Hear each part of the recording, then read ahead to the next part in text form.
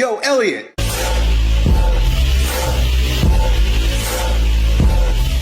Yo, so today we got a question from a bro who wants to know, yo, Elliott, have you ever gotten burnt out in your career and do you want to do something else?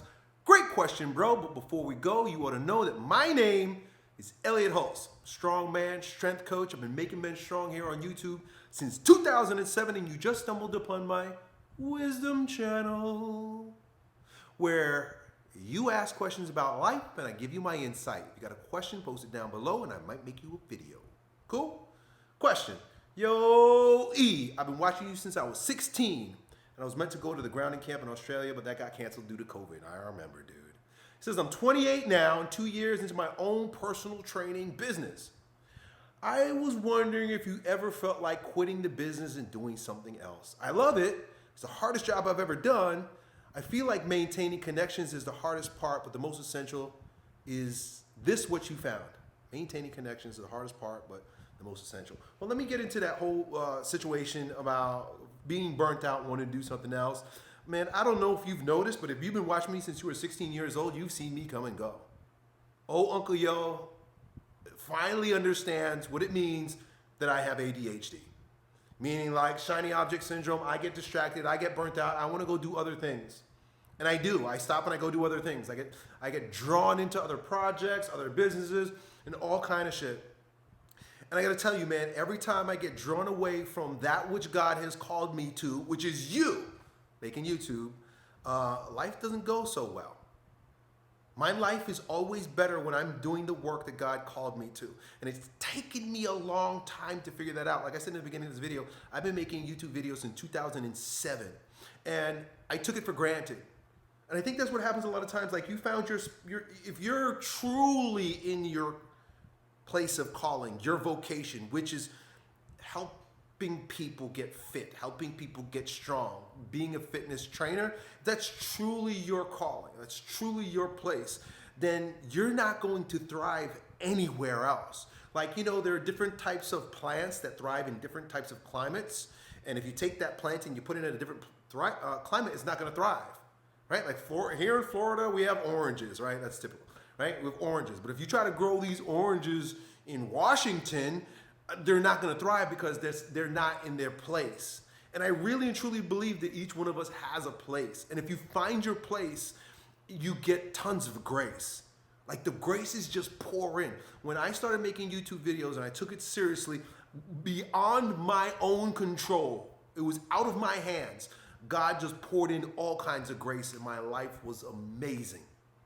Because it was like you were just planted in an environment that you were meant to thrive in. And because, I don't know if you're anything like me, but because, you know, I get shiny object syndrome, I get burnt out, I think that there's something else. Like, you know, a lot of times for me, it's a lack of gratitude too. It's like, okay, I'm only making $30,000 a month with YouTube. Well, I see this guy over here making $100,000 a month with some other grift. Let me go try that other shit, right? And I think if I allowed myself to be satisfied with what God was giving me in the beginning, and I didn't I was never greedy, but I was always like thinking something else could be better. Meanwhile, everybody's trying to be a YouTube celebrity. And like I was it and I let it go. Why? Just stupid. Just stupid. But like I had to figure that out. I had to walk my path. I mean, it's a part of my path too. It's a part of my healing journey, right? And I'm back. Here I am, right? People curse me out. One guy called me like a deadbeat dad. Oh, here comes dad again. You know, he left and never came back, and he keeps coming back, right? Like a booty call boyfriend, right? Like he leaves you and then comes back when he wants something. But like it's deeper than that. I know that's what it looks like to you guys. It's me having to go on this healing journey of really discovering who I am and what God has called me to. And I know that sounds fucking crazy because people ask me questions all the time and it looks like I got my shit together, but I don't. I suffer and I struggle as much as you do. And I think because there are so many options in our world, it makes it worse. Like our parents maybe our parents, but our grandparents, great-grandparents, 2-3 generations ago, they didn't like worry about what they're going to be, like what they're going to do. Because it was like, you don't have many options, right? You're gonna do, like my dad, it's so funny. My dad was talking about this the other day. He was like, my dad fixes cars for a living. That's what he ended up doing for a living. But he didn't figure that out. He didn't decide he wanted to fix cars. He just needed to work, and there was a guy willing to give him a shot to fix cars. He was in Brooklyn. He was a, I don't even think he had like a green card or whatever. He's probably hired illegally. And the guy was like, yeah, sure, I'll hire you, wetback. Let me teach you how to do some shit. And my dad was like, okay, this is I guess this is my work. I know how to do it. My dad, and like I would say, because my dad's from Belize, so he didn't grow up in American culture with like all the figment of our imagination, Disney World bullshit.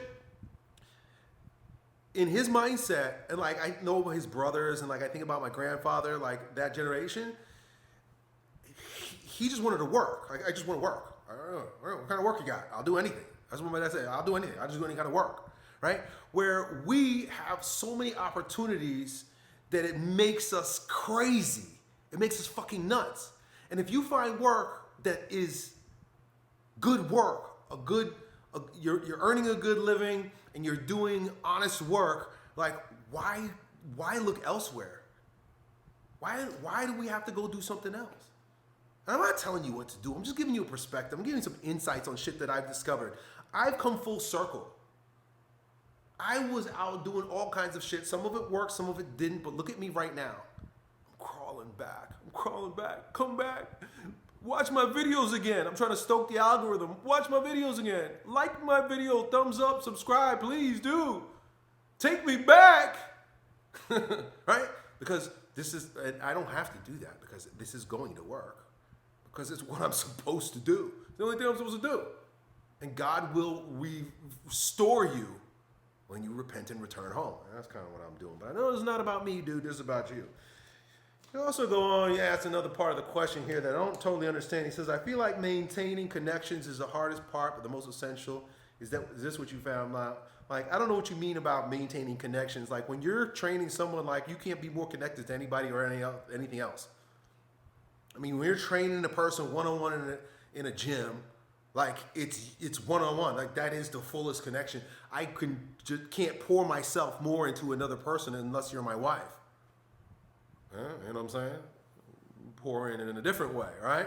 Fill her up, right? Like a jelly donut. But when you're giving your attention and you're giving your love and you're giving your time and you're giving your expertise to somebody in the gym, like, well, other kind of fucking connections do you want? What else do you want? Are you not friendly enough? Is that what you're saying? Listen, the litmus test for that is if your clients keep coming back. And the truth is, what they really want are results. If they're getting results, they're gonna come back. Are you talking about like extending maintaining connections with people that have left so that they can come back? That's all marketing. So you should have autoresponders and automatic emails and letters that go out. Like, you can outsource all that shit. You don't have to do it. So I'm not really sure what you mean in terms of connection, dude, but you're doing honest, hard work that is earning a living. Shut your brain off. Stop with the ADHD and just do your work till you die, or God literally calls you to something else. See, God, I think God's calling me to other stuff, but it's a figment of my imagination. A lot of times it's Satan. Satan will whisper in our ear and he'll show us shit on Instagram or whatever and say, oh, you should go be like these guys. And I suffered with it. I suffer with it just as much as anybody else, right? And if God wants you to change careers and wants you to do something else, it'll be so obvious that like you be blind not to see it. God doesn't speak in subtle ways. If he wants something, he's gonna take everything away from you, like he did for me when I step away from my work. He takes everything else away from me. He's like, nigga, you can't have this because you're not doing what I asked you to do. You're not doing what I put you here to do. And as long as you're doing what you're supposed to do, the blessings will come through, dude.